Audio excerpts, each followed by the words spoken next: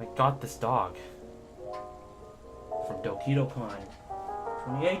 Anyways, so this is my Dokidokon video review plus root, as in loot, as in the not Asian words. So first things first, compared to Dokidokon 2017, all I came out with was this wallet, the Fate Stay Night wallet. You can see Arturia Pendragon on this, but that is all I remember I got from last year. So on the bright side, we have more things this year. So the first thing I honestly actually bought were cat hands. Cat hands. It was like, I don't know, 30 bucks. And you can mess with cats. It's really great because Dokidokon 2018. So they had way more things than they did last year. And even though it was a lot more spacious this time around, I ended up getting more things. So from Anime Palace was here. I don't know if they were there last year, but got this really nice cat loaf. You can see it's on my profile picture too. It looks like this.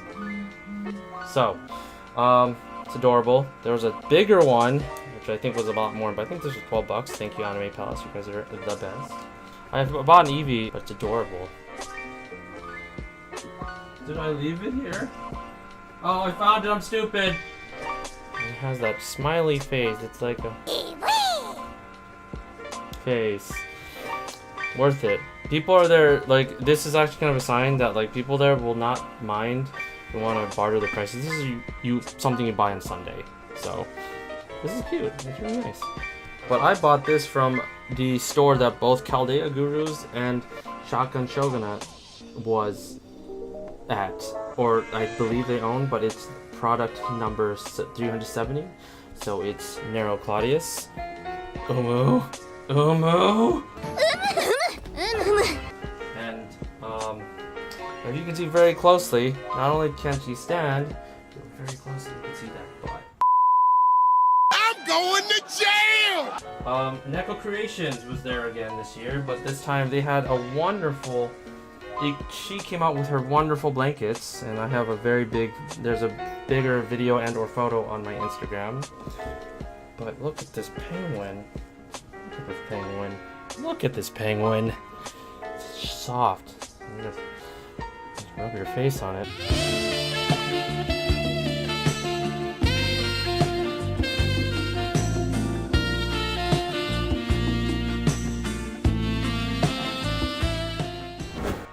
I bought that. Very soft blanket. Check out that artist as well. She's a wonderful artist and she's really nice too.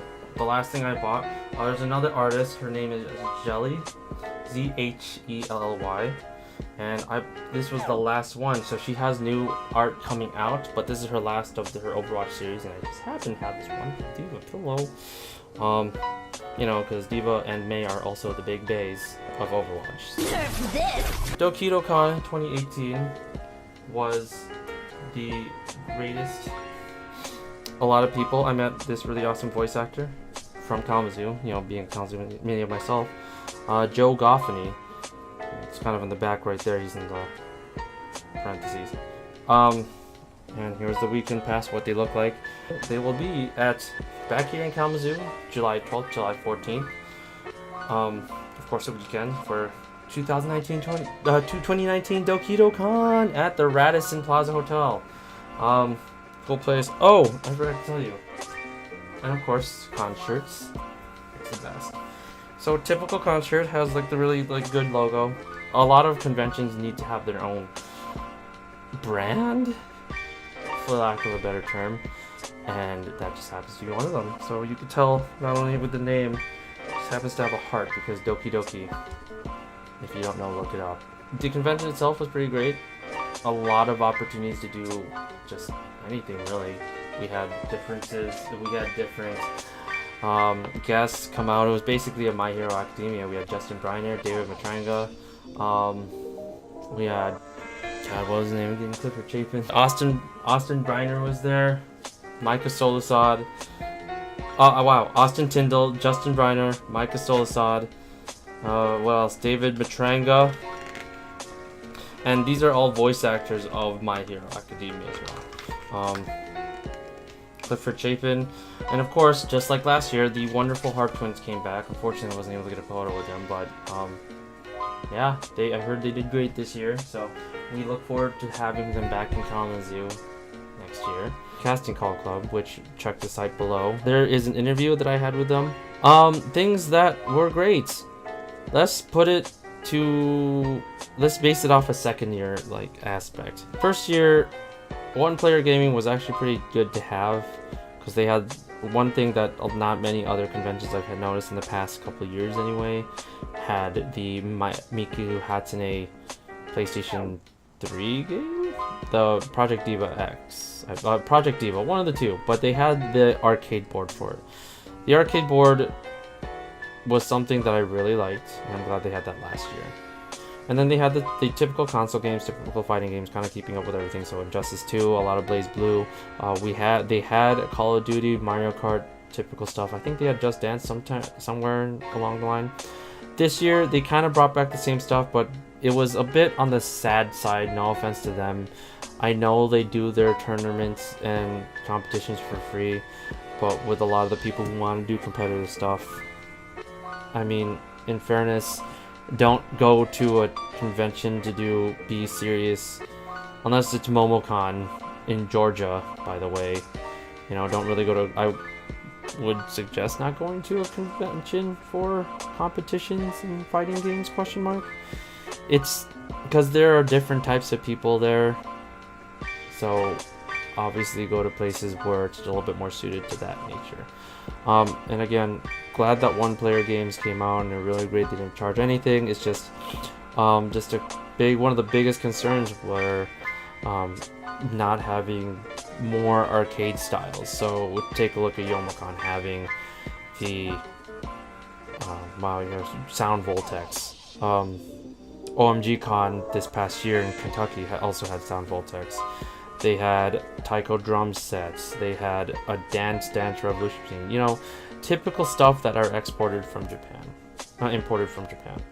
So, I think what they could do better, Dokidokon could do better, is seeing if they can ask another game company to support that while One Player Gaming still has their own console gaming.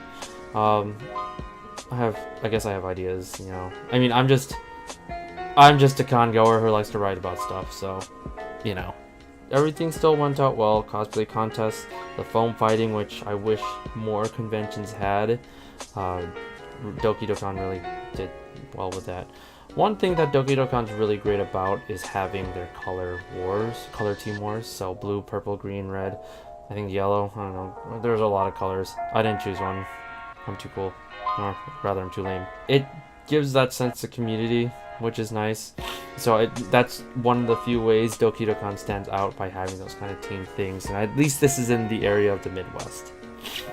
I think Purple Team won this year, I'm not sure. But it's also really good on their part because the team that wins actually has a free or reduced pass. I cannot remember which, but it's really great. It keeps people coming back, has people working in the teams. How do they accrue the points? Well, there are team events in separate rooms, just like they did last year at the four-point seasons Sheraton Hotel in Radisson. They still split that up, and it sounded really great. It just drives home that sense of community that I feel like a lot of conventions should have, but Dokidokon does that pretty well.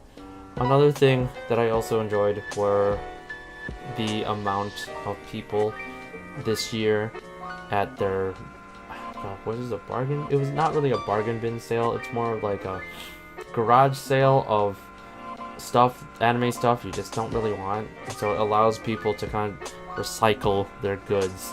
Of course, you don't want to throw any of this stuff away. You spend all this time, money getting it. So I mean, at a small, like, not even heck of a big price, like say $5, you can get like a really nice pin or something. Or a manga, and normally those are like $10. And I think that's what really is great. Another thing that was great about Dokidokon is because they had that kind of opportunity for those who don't want to really throw things away and just rather have other people enjoy that. So a lot of positives this year from that end.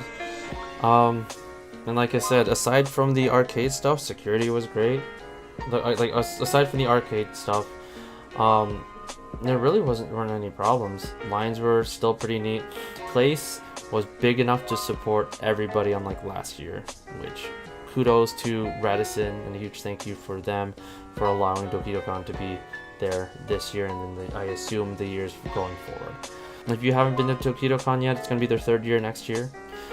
It's a good time, trust me, and they really live up to the motto of Dokidokon, which on my shirt says a convention with a heart, and if you can't read my fat boobs, it's right here in front of my face. Cool. Anyways, I'm Carlo Pinoy Knight. I will see you on the flip side.